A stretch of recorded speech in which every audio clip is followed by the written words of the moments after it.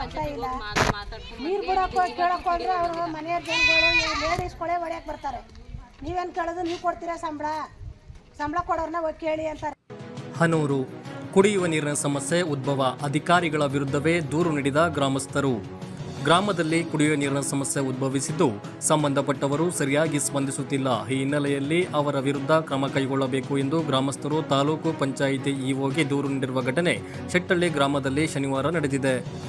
ತಾಲೂಕಿನ ಶೆಟ್ಟಳ್ಳಿ ಗ್ರಾಮದ ಅಂಬೇಡ್ಕರ್ ಬಡಾವಣೆಯ ನಿವಾಸಿಗಳಿಗೆ ಕುಡಿಯುವ ನೀರಿನ ಸಮಸ್ಯೆ ಉಂಟಾಗಿದ್ದು ಸಂಬಂಧಪಟ್ಟವರು ಸರಿಯಾಗಿ ಸ್ಪಂದನೆ ಮಾಡುತ್ತಿಲ್ಲ ಎಂದು ದೂರು ಸಲ್ಲಿಸಿದ್ದಾರೆ.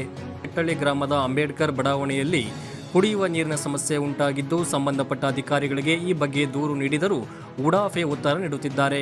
ಹಾಗಾಗಿ ಕುಡಿಯುವ ನೀರಿನ ಸಮಸ್ಯೆಯಿಂದ ನಿವಾಸಿಗಳಿಗೆ ತೊಂದರೆಯಾಗಿದೆ. ಹಾಗಾಗಿ ಸಂಬಂಧಪಟ್ಟ ಇಲಾಖೆಯ ಅಧಿಕಾರಿಗಳು ಕ್ರಮ ಕೈಗೊಳ್ಳಬೇಕು ಎಂದು ಆಗ್ರಹಿಸಿ ಗ್ರಾಮದ ಮಹಿಳೆಯರು ತಾಲೂಕು ಪಂಚಾಯತ್ ವ್ಯವಸ್ಥಾಪಕ ಪ್ರಕಾಶ್ ಅವರಿಗೆ ಮನವಿ ಸಲ್ಲಿಸಿದ್ದಾರೆ.